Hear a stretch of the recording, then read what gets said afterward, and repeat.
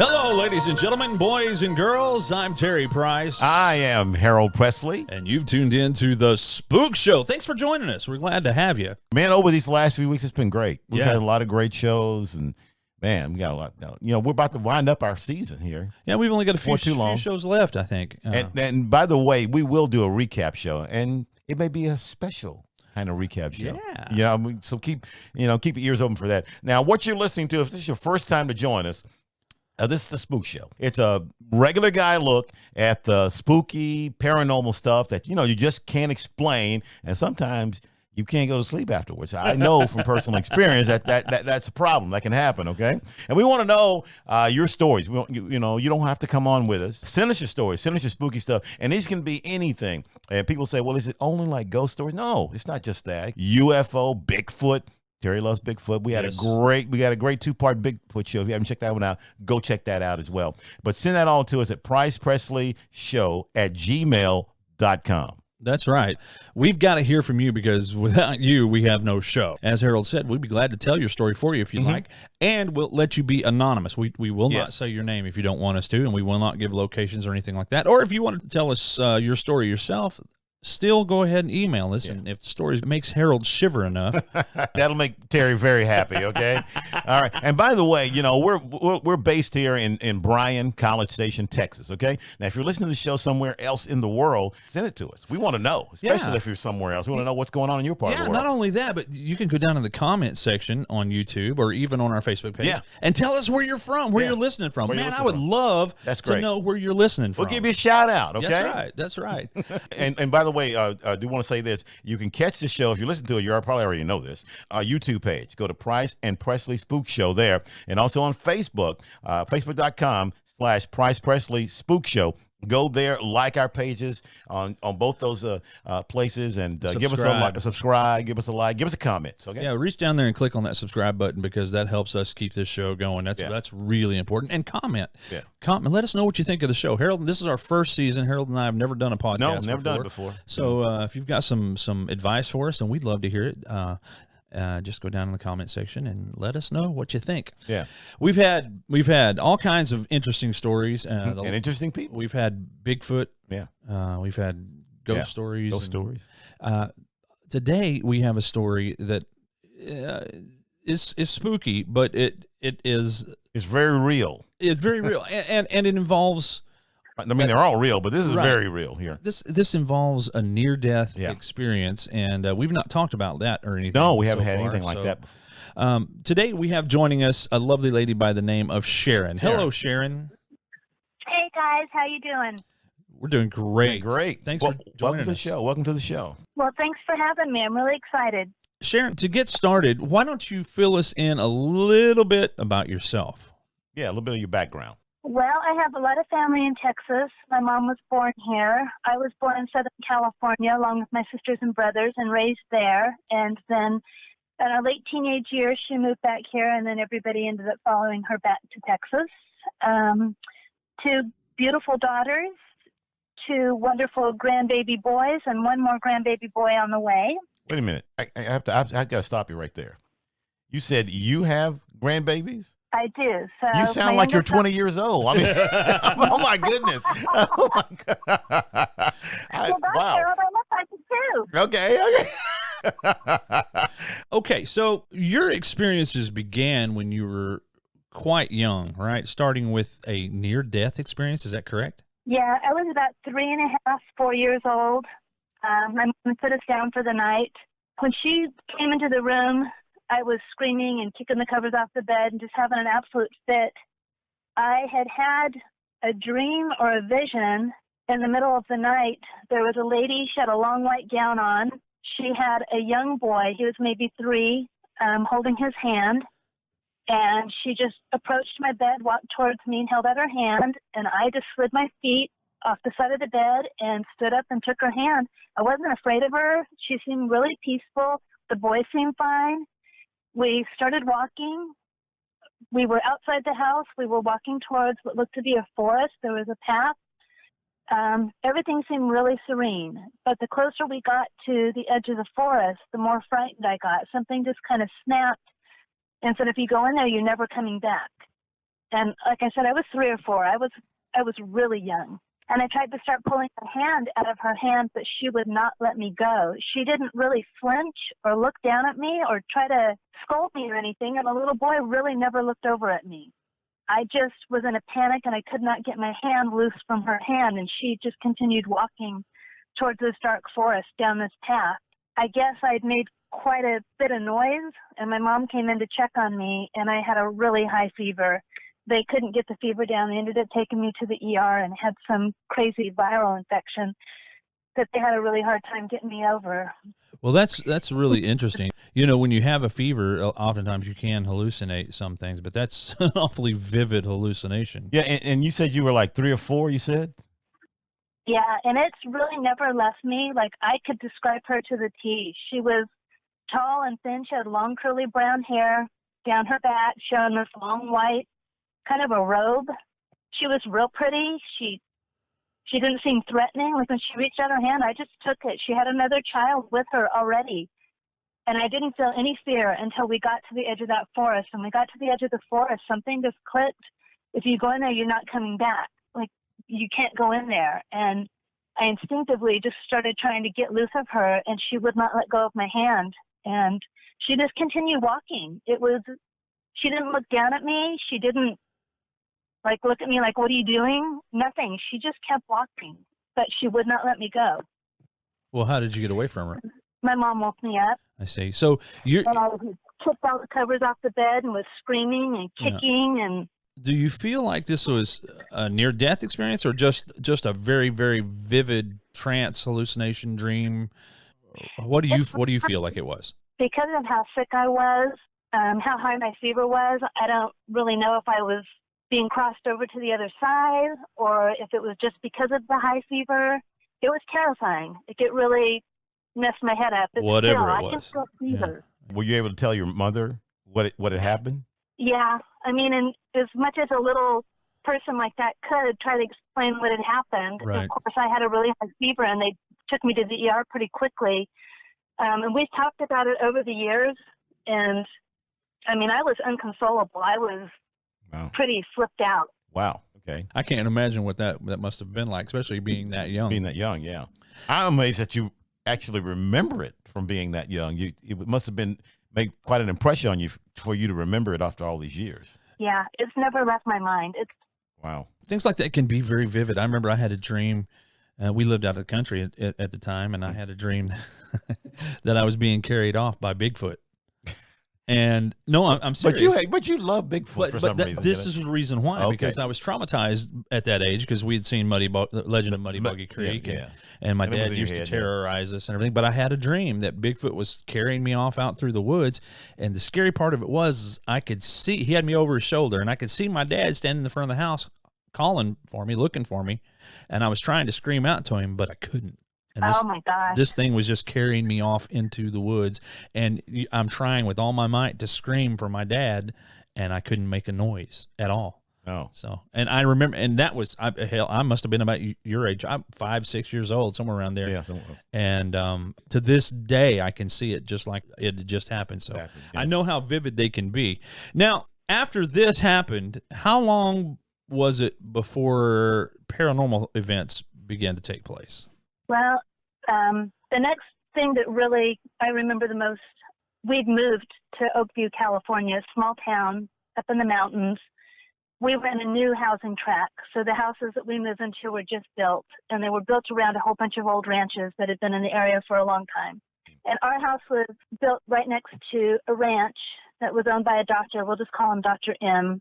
Just really nice guy. They had a beautiful property, he and his wife, and they had 2 children, a son and a daughter that were getting ready to go to college.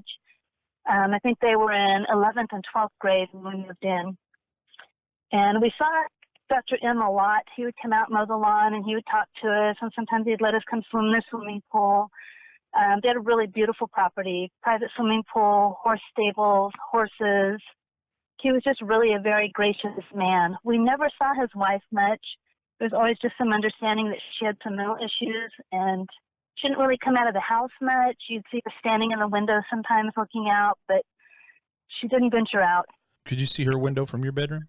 Yeah.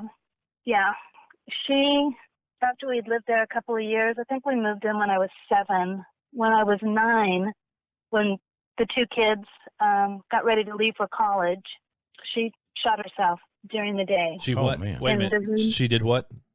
Wow. She shot herself. Shot herself. Oh, my God. And we knew that there were problems, but I mean, we were little. We didn't really know what the problems were. She obviously had some real depression issues. Mm-hmm. But she shot herself while he was at work, and the kids had gone off to school, and we were home. It was summer, and the police came, and the ambulance came, and they didn't really block off the area very well, and we were able to see in the house. I mean, she literally, the wall was covered. Wow. And it was pretty graphic. Oh, my God. You were told about this. You didn't see this, right? We heard. Yeah. I can't remember if we heard the gun go off, but the ambulance came and the police came, and there was a big ruckus. Their house was right next to ours. And you were able to watch all this from your bedroom window? From your window?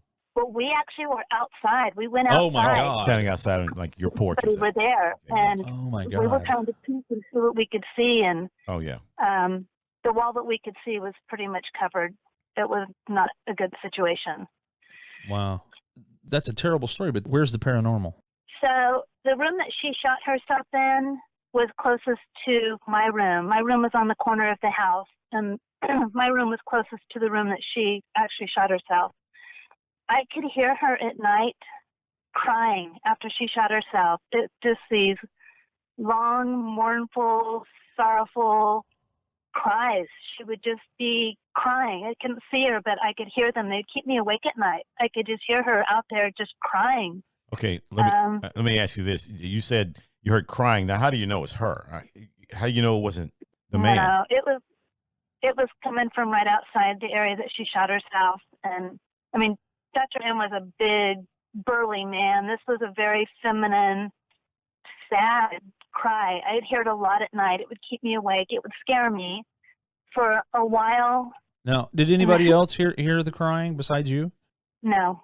And for a while, there would be incidents where the phone, we had the old wall phones back then. Right. The phone in the kitchen would start ringing, but it would be ringing really low. And then the volume would get louder, and then louder, and then louder, and it would continue to get louder until I felt like I had to go answer the phone. And nobody else in the house was moving. Nobody else was going to go answer the phone. And I would finally get up enough nerve to go out there and pick up the phone, and there wouldn't be anybody on it. And this went on for quite a while. This happened late at night? Middle of the night, yeah.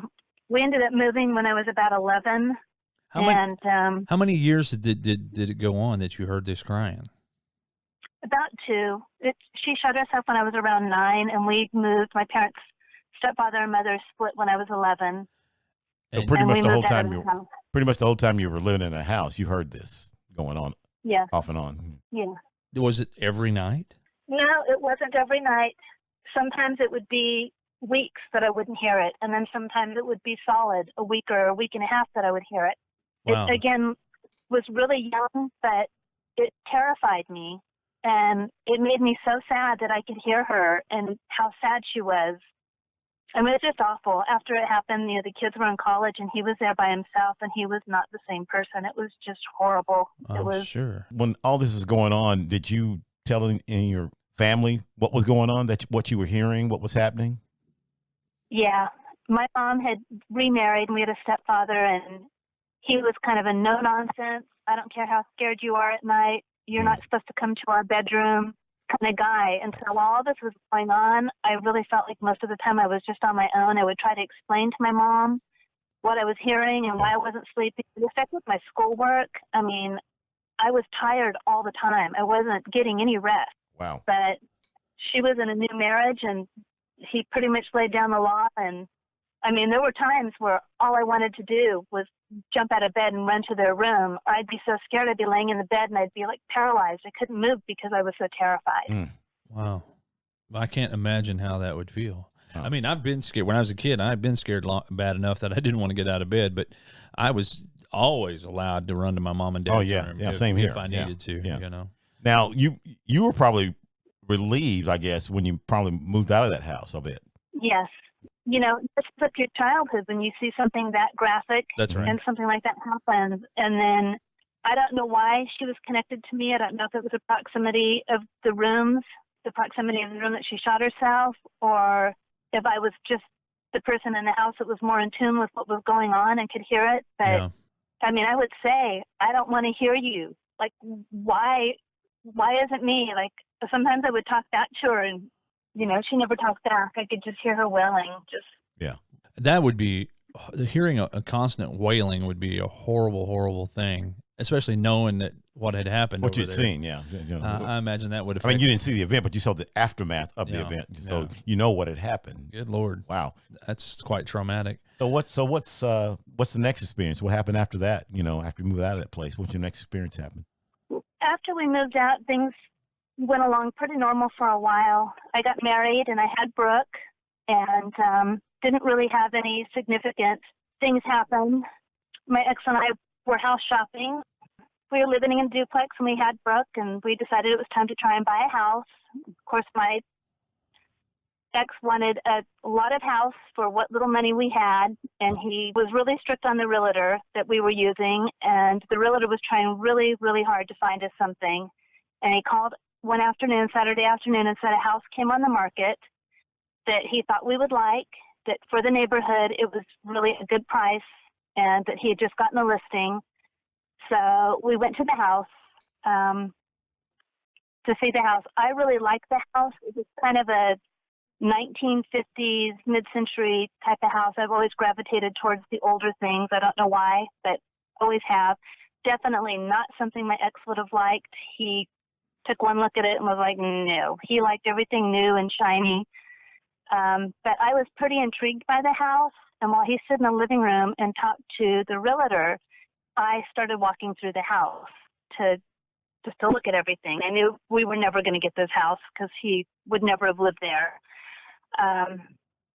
It had a really cool pool in the backyard, and I went through the backyard and looked around, and then I went in and I got to the master bedroom, and I was looking around, and it had a smaller walk-in closet, but it had this really cute built-in dresser with a mirror over the dresser, like you could stand in there and do your hair or your makeup and get dressed. And I just thought it was really charming. And I was standing in that closet, and I just felt this like chills, you know, those chills that just go up your spine and your arms. And I just had this horrible, terrified feeling in that closet, and I couldn't get past it. I started kind of hyperventilating, and I tried to leave the closet. When I got by the door of the closet, it felt like a forearm just went against my chest, and it pushed me against the wall. And whatever that was so much rage and so much anger. It just held me there, and I could just feel it wash over me, this anger, rage, like it was just screaming in my face, but there was no sound. All right, so and I was crying.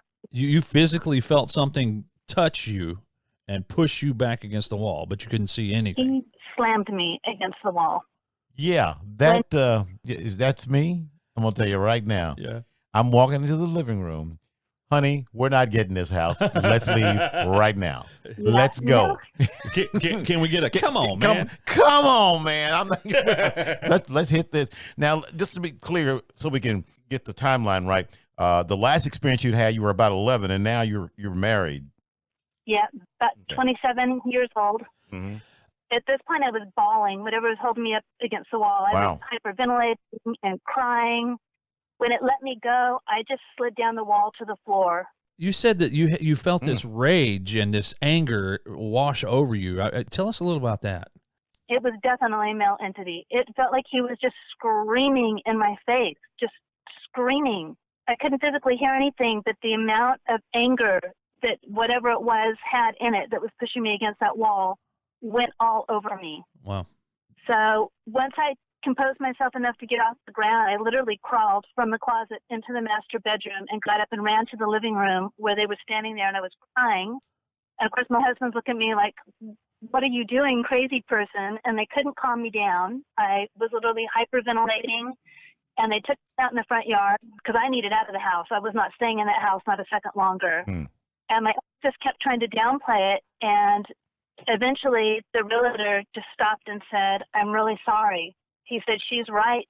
He said, there was a murder-suicide here several years ago. They've never been able to resell this house. The man beat his wife to death in the closet and then shot her and then went and sat down on the bed and shot himself. Wait.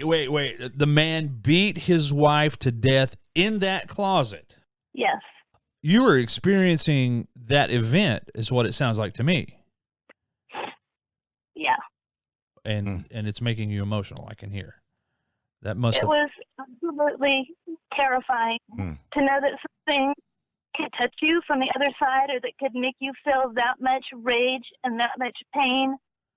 It was terrifying. And the fact that my ex was acting like, you're crazy, what are you doing? Like, nobody's going to believe this. And when the realtor finally said he just got the listing, the house had been vacant for years, the family couldn't afford to pay the taxes again, the sister had the house. The price was really a good price for that neighborhood. And since he couldn't find something that my husband liked in the price range that we were trying to shop in, he thought he'd give it a chance. But I was hysterical. I don't think, had I not been hysterical, I don't think he would have said anything.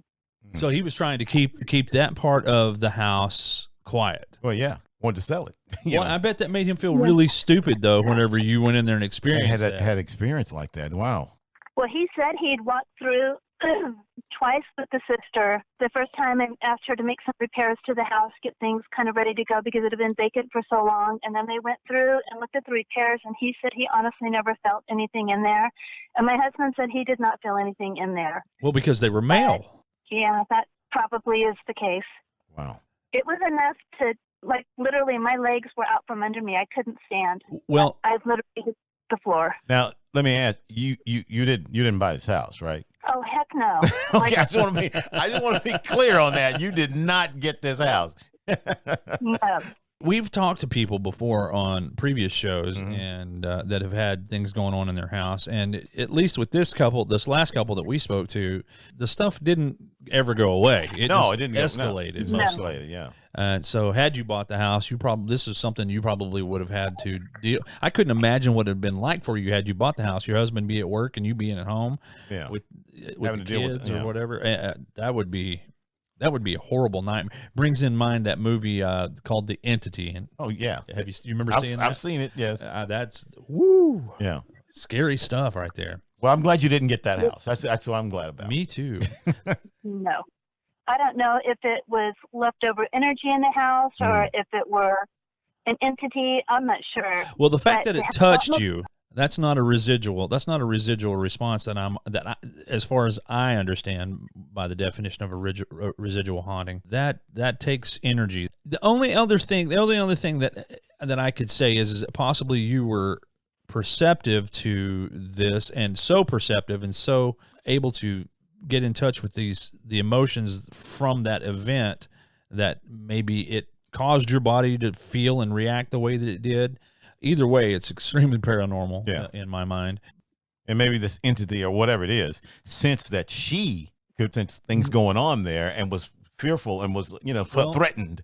So, and that's why it attacked. That's the only word I can. That's a thought. Only word I can think of is attack. Maybe it attacked you because it knew it could. That you would know it's there. And I think I stood in the closet probably where she stood and did her makeup or put on her jewelry and dressed every day. I was standing there in that mirror thinking, how adorable is this? How much would I just love to stand here and get dressed in the morning and to have this in my closet? It was so special. And I don't know if that did it, if that just made him freak out. I don't know, but it was terrifying. It was, You don't think something like that can reach out and touch you, but it can. Wow. That's horrifying. And alas, this is not the last paranormal experience that you've had, is it? Me and my daughters moved to, I'm going to say a small town in Texas, and I bought a home, 1930 bungalow, and both the husband and wife had passed away. When me and the girls went to look at the house, they were like, hell no, you cannot buy this house. They just didn't like the look of it? Was that they didn't like the way it looked? Or? Yeah, it had been vacant for probably about 9 months. It hadn't been updated. It was just really drab. Run down a little bit. Okay. Dark inside. Yeah, and I could see that it had good bones, that it could really turn into a cute house. It'd take a little work, but you could get it there. Well, at this point, I need to point out that I don't know the other daughter, but like I said, I know Brooke, and I know Brooke is a very, very sensitive person. She is very, very open to emotions and the way people are feeling. She can read people and energies, I guess, fairly well. Now, I don't know that Brooke has ever really actually had too many actual sightings of a ghost or anything like that, but I know that she's extremely sensitive, and I think that it could possibly run in the family, as we'll find out a little bit later. But all right. So you went ahead and bought the house and moved in. We moved in late April, and myself and the girls pulled all of the old carpet out and pulled up all the old carpet tacks with the beautiful hardwood floors under it. Oh. We'd been through a pretty traumatic divorce, and both of the girls slept in the same room as I did. They had since they were little. Britt was in 4th grade. Brooke was in 6th grade. And so that night we cleaned up and we were all on the bed together, and we always said our prayers together, and we talked about the day and what we had going on the next day. When it quieted down, had a ceiling fan, and I told Brooke, just pull the chain on the light and leave the fan going. It's pretty hot. And so she just reached up and she pulled the chain, and the light went off. And we laid there maybe 30 minutes. We were all pretty much asleep. And I heard this noise, this clink, clink, clink, clink, clink, and the light was on. And Brooke sat up and looked at me, and I sat up and looked at her, and Brittany was in the middle of this. And I said, did you do that? And she said, no. She said, did you do that? And I said, no. And we just sat there on the bed with the light on, like, what the heck just happened? That chain was clearly off. I watched Brooke pull it and turn the light off. And when it turned back on, we could hear the chain pulling down, like a couple of clicks at a time. So that was the first thing that happened in the house, that we were like, this didn't feel right. We had all come in late afternoon. I'd picked them up from the Boys and Girls Club, the next event that happened. And they came straight in and went and sat down in the living room. And I went in the kitchen to start dinner, and I kept hearing something. And I finally said, one of you girls use the bathroom and maybe leave the water running or something. Can one of you guys check that? And Brooke said, Mom, we haven't left the couch. Like, we came in and sat down to turn on the TV. Nobody's been back there. So we walked back there to look, and the bathroom sink plug was pulled up, and both faucets, hot and cold, were on full blast, and the water was just starting to crest over the edge of the sink. So it had to have just been turned on within the time that we got there, and water was just starting to go everywhere. And we were like, what the heck? They hadn't moved. I was in the kitchen. Nobody had even been to the back part of the house yet. So we turned off the water and cleaned everything up. Me and Brooke were just like, okay. Stuff's not feeling so good around here. A couple of nights later, I woke up in the middle of the night, and it looked like a guy that was in a maybe 1960s or 1950s football uniform was running through the middle of my bedroom, just running right at me with a football like he was on the field. And the next day, we called the church and had them come over and bless the house with holy water all over the house, because we obviously had something going on. Okay, I got to ask, because Terry knows how I am. Okay. All of this happened, the water, you see somebody running through your bedroom or house, whatever, and you guys stayed. I'm sorry, but I would have been gone. Somebody running through my house that I don't know? Come on, man. I mean, I got to go, I mean, wow. You have a lot of guts. I'm telling you, I don't know if I could stand up to that. I don't know. So you had the church come out and bless the house with holy water after that. They did, yes. Did it work? It did. Things Wow. cleared, and turns out that the couple that lived there both passed away. Mm-hmm. She was a nutritionist, and she died of cancer and left him there in the house by himself. And then he passed away about 6 months after that. Mm. The children had moved to Colorado and California, and they hired an estate sale company to come and sell the stuff. And after we put the offer on the house, we so smartly went to the estate sale and bought some of their belongings and put them back in the house with us. Don't do that. Okay. So that's what happened. They hadn't cleaned out everything. And wow. There were family photo books of pictures that they'd taken on vacation. He was a really big football star, and he called all the football games on the radio. Wait. He was a football star? Yes. How do we know that wasn't him running through there? Yeah. In his uniform when he was. He called all the football games, local high school football game. Did you know and that I played before for the you local saw that? college. Did you know that he was a? No. You didn't know any of this. Okay. Found all this out later. Yeah. Wow. Yeah. I'm going to write this note down. Estate sale, buy a house, get their belongings out. Do not buy them back. Okay, there. I'm making that note right there, right now. Okay. Lord. I know it's scary to people, and we'll talk about it a little bit further in, but I really kind of grew up with a lot of this stuff going on with generations of people. And my mom's one of those people that will just say, well, honey, they didn't go into the light. They're just lost. Just tell them to into the light. I will say, Mom, I'm not going to address this entity. Well, you did have the experience in that closet, so you had very good reason to be afraid. Yeah, exactly. Yeah. But she's always telling me, just tell them to go into the light, honey. I'm like, Mom, you get over here and you tell them to go into the light. Yeah, definitely. Now, you've always been interested in antiques and that sort of stuff. In fact, it turned into a business later on, didn't it? Yes. So when the girls graduated, I really needed a hobby. I'd been a single mom for years, and once they graduated, I was kind of lost. And I started buying and selling antiques and vintage items, and I rented a booth in a local shop in the town that we were at, and I sold out of there for years and years. And we just had a running joke that if you were in there late at night, you better hang on to your keys because they will be moved and put in somebody else's booth. There were a lot of haunted stories from there.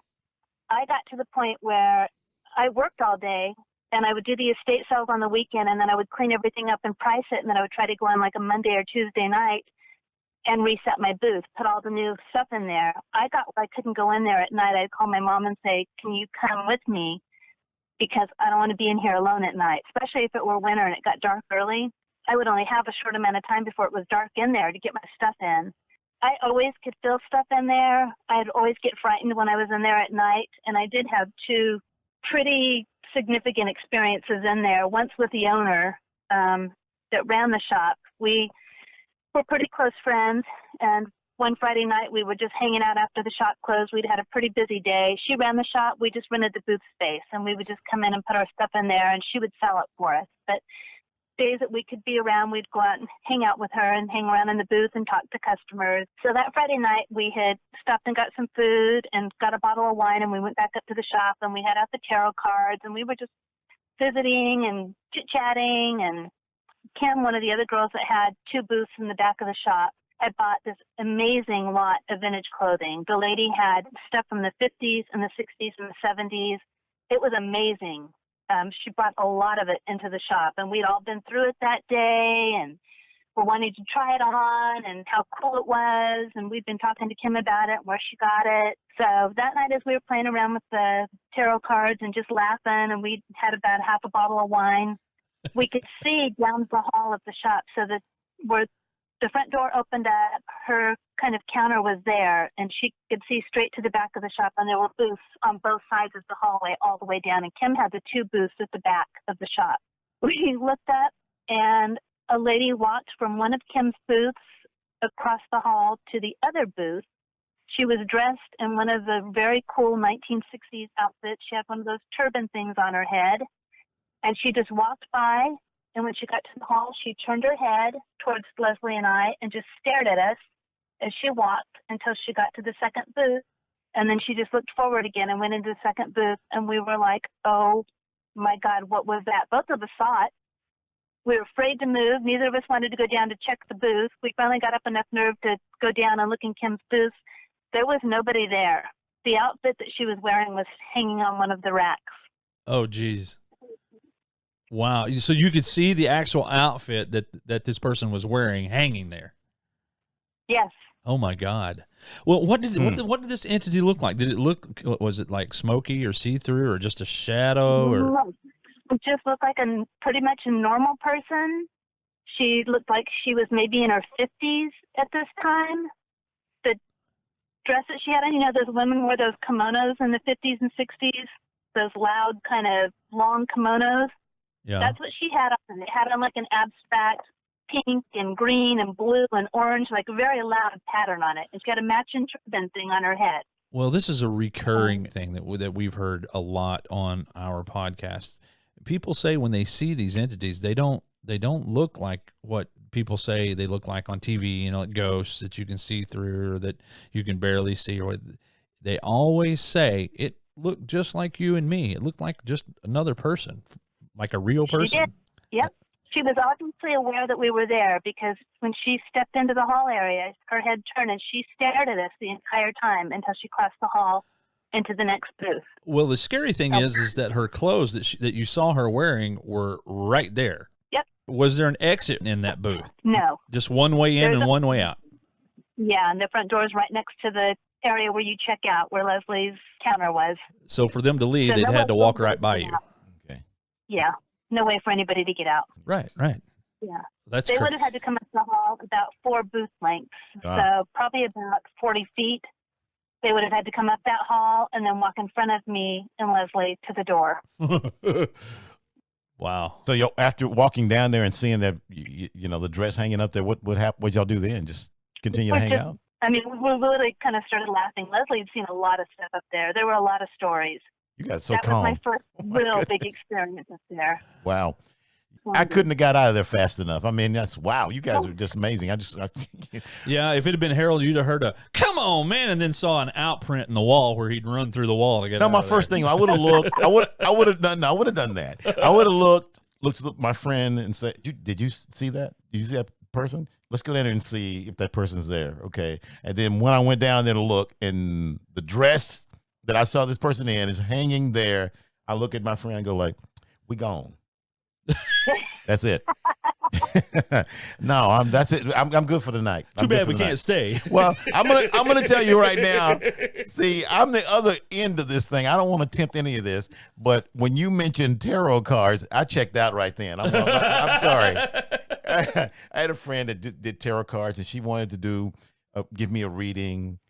I said, okay, fine. You know, I kind of had a thing for her, so I said, I'll let you do whatever you want to do. First thing she does, it turns out all the lights. I said, why has it got to be dark in here like this? She said, well, it works better this way. I said, okay, but you can't see, can you? You know, no, I can see. All the lights are out. We're sitting on the floor, and she's giving me a reading. I've never been so creeped out. I was really creeped out. I really was, because she was telling me stuff about me that there's no way she could have known. I'm going that's a bit scary. She could not have known this stuff because I didn't know her that long. She didn't know, and I was just like, I really got scared. I mean, I really did. I said, well, "Are you a witch? What's going on? What's up with you?" She said, "No, I'm just in touch with the other side." Oh my! She's very calm when she said it. I said, "Okay, I'm gonna be in touch with this door because I'm out of here." Okay? Thank you, but no thanks, honey. Thank you. We'll be here all night. Well, now that's not the only paranormal experience that you had at that shop, was it? No. I'd been in an estate sale all day, and I bought this adorable little boy's bed with a dresser, and it wouldn't fit in my booth. And it was probably, maybe July. It was pretty hot, and I was out there pretty late, and I decided to set the bed and the dresser outside the shop. She had a lot of stuff sitting out on the front of the shop. People really wouldn't mess with it too much. I moved some furniture over to make enough room for the bed, and I put the dresser up against the wall, and there was a mirror that had been there, so I put it up on top of the dresser. And I got the back rail of the bed behind the dresser, and I got the headboard on and the footboard on, and I was trying to get the other side rail on the outside of the dresser put together. I got the head rail in, but the foot rail would not go in. And so I was struggling. It was hot, and I was sweating. And I stood up to wipe the sweat off, and there was a young guy, looked like he was in his early 20s. He had on a striped polo shirt and a pair of cargo shorts, standing behind me. You saw this in the mirror. Yep. And so kind of startled me, and I turned around, and there was nobody there. And I was like, okay, you saw him in the mirror. So is the mirror at a weird angle? Like, I'm looking around trying to see if maybe he's standing somewhere that I just can't see him. There's nothing there. So I'm like, okay, just try to get the stupid rail on. So I bent down. I'm trying to get the rail in again. I can't get it to lock in. I'm trying to push the bed apart so I can get the little hook things to line up in the rail properly. I stand up again. He's there again. I'm like, holy shit. I turn around, nothing. So now I'm walking around out in front of the shop, in between the aisles of furniture and stuff, saying, I saw you. I don't have any keys to this building. I can't let you in. There's nothing here to steal. Like, I saw you. I don't know where you're at. I've got friends here, but I saw you. So I'm walking around like an idiot. You're thinking, at this point, you're thinking it's a physical human being that's... Well, of course. Yes. I mean, yeah. Okay. Yeah. Yes. So I go back to the bed, and it's starting to get dark, and I'm trying again, can't get the thing in, and I'm cussing at this point. Like, I just want to get out of there. I don't know where this guy's gone. I don't feel safe. Yeah. I just need this thing to go in. I stand up, and he's standing there again. And so this time I didn't turn around. I just stared in the mirror, and I said, I see you. I pointed to him, and I said, I can see you. I see you. And he just got this weird little grin, like the side of his lip went up on one side. Like it was. And then he was gone. Wow. And then I got my car, and Harold, this time I got the heck out of there. She pulled the Harold. Okay. No, wait. Let me elaborate. Wow. On that. You saw him give you a little Kind of crooked grin, yeah. a crooked grin, and then you said he was gone. He just disappeared as you were watching him? Yeah, and I turned around, there was nothing there, and I looked back in the mirror, and there was nothing there. Oh, you turn around after addressing him in the mirror, then you turned back to see, and then turned back, and there was nothing in the mirror. So he was gone. So she didn't actually see him move. Wow.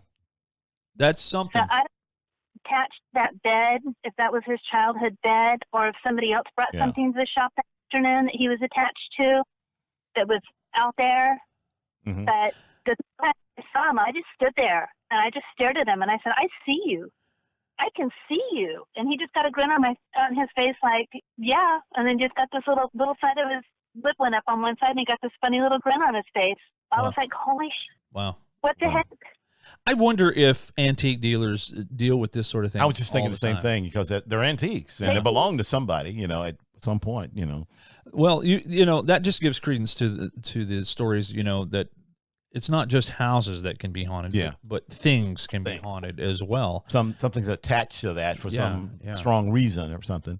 I would haul a lot of stuff home from auctions or estate sales, and it will definitely change the energy in your house. Sometimes you'd bring something home that you thought was really cool, and the energy in your house would shift pretty significantly, and you'd get rid of that item. You'd take it down to the shop. You didn't want it in your house. Wow. Well, real quick, we're almost out of time, but we got to cover the clock. You got to tell that story real quick, just to kind of cap off these interesting stories, because it involved one of your daughters, not just you, right? Yeah, Brooke seems more susceptible than my youngest daughter. And like I said, my mom is very in tune, and my grandmother and my great-grandmother all saw spirits. My sister saw spirits. My aunt saw spirits. I had a gentleman that lived a block and a half down the street from me. I'd really never met him. He ended up being placed in a facility where I worked. He was very ill. I'm not going to say too much here, but he was very ill. He never married. He never had children. He wanted to be a Catholic priest. His family was dead set against that. He was never able to do that. When he got placed in our facility, his sister immediately put his house on the market and all of his belongings in a estate sale. His house was kind of his shrine. He loved clocks, and he had hundreds of clocks. People came from all over Texas to this estate sale to get a hold of his clocks. He had magnificent, old. The clock that I ended up picking up was 1867. And he had old ships, the old sailboat models. He had those all over his house, and really beautiful paintings. Anyways, his sister put everything up in an estate sale, and it was a block away from my house. And so I went, and I didn't know the man before he got put in my facility, and Leslie, that owned the antique store, knew him really well, and she's the one who kind of gave me his backstory and how sad his life was. So I bought several things from that estate sale. I got a Seth Thomas triple-decker 7-day action clock. It was a beautiful, beautiful old hand-painted clock, and you have to wind those things. Every 7 or 8 days, you have to wind them. So when I first got it, I was really excited, and I tried to wind it all the time. I put it in the entryway of my house. I was so proud of it. But I was very busy, and times would come where I would not wind that clock. And I have a small dog that I've had for a long time. And when I would not wind that clock, it was like the dog was being called to that room. He would walk over to that room, and he would look up where the clock is, and he would look back at me, and then he'd look back at the clock, and then he would go cower under my coffee table. And I'd be like, what is going on? So this went on for a while. If I wound the clock, it was fine. If I came home and the clock wasn't wound, it was like he was getting after my dog for me not winding the clock. I finally took some sage and went in there, and I just told him, if you do not stop haunting this clock, I understand these are your babies, and you religiously wound these every Wednesday. He wound every clock. I had to tell him, if you do not leave my dog alone and stop hassling me over this clock, then I'm going to have to take it down to the shop, and it's going to go somewhere that you don't know where it went to, and you don't know where the rest of them are. They got sold all across the U.S. so we kind of had it out. But before that happened, Brooke and her boyfriend came to stay with me, and she was terrified to go through that room. You could either go through the entry room to get to the bathroom in the back of the house, or you could go through the kitchen in my room to go through the back of the house. And when Brooke would stay with me, she would not go in that room. She said that she'd get next to the stairs to go in that room, and the hair would stand up on her neck. And she would come and wake me up and go through my room. She wouldn't go past the clock. Wow. So, needless to say, when I sold the house to move here, I sold the clock. yeah. Okay. Well, I tell you, that's really weird. How many generations of women in your family have experienced the paranormal, seen spirits, and so on and so forth? My mom has seen them all of her life. My grandmother, my great-grandmother, my aunt, my sister, myself. And Brooke's been involved in a few things. She hasn't physically seen anything.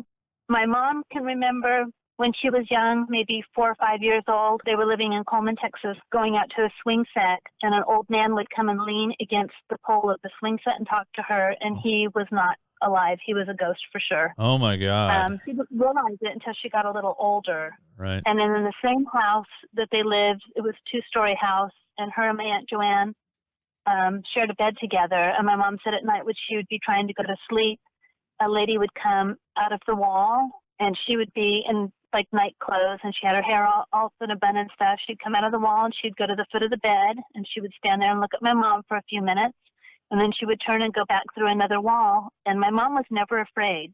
She still to this day is not really that afraid. Yeah. Wow. Man, I tell you what, this has been a very, very interesting, very, very spooky show. Sharon, I can't tell you how much we appreciate you coming on and telling us these stories. Lots of great stories. Thank you for sharing them with us. I know a lot of them brought back some sense memories to you, and you know moved you a little bit. But thanks for sticking in there and sharing these stories with us. I think our listeners don't really like this. I think especially if they listen late at night. Yes, late at night. They'll like it. They'll really like this. We got to give a shout out to one of our big fans who listens all the time. Harold and I both know her, and she's we know Vicky's out there listening to it. She listens late at night. She got really spooked out by our Bigfoot episode, and I hope she's sticking in here. Stay with us. Sharon's giving you a lot of great stories. I know you enjoyed them. Okay. Well, Sharon, thank you again so much for being on our show. Really enjoyed it. Thank you. Well, it's good to have you. All right, ladies and gentlemen, boys and girls, that's about all the time we have for this episode of The Spook Show. And don't forget, you got spooky stories, you got things you want to share with us. We want you to share them with us so we can share them with all the listeners out there. PricePresleyShow@gmail.com. Send them in right there. Okay? That's right. And leave us a comment on Facebook or on our YouTube page. Let us know where you're listening from. And you'll see all the links right here. You're listening to the podcast. We got the links posted up here. So click on one of those. And we're still collecting stories about Ouija boards. That's right. You want to do the Ouija boards. If you have any good Ouija board stories, then please send them to us at our Gmail email address. We'd love to hear from you. Well, that does it, folks. I hope you enjoyed the show, and if you are listening for the very first time, go back and listen to some of the previous shows. We've got some real good ones. You don't want to miss out. I'm Terry Price. I am Harold Presley. Don't get spooked.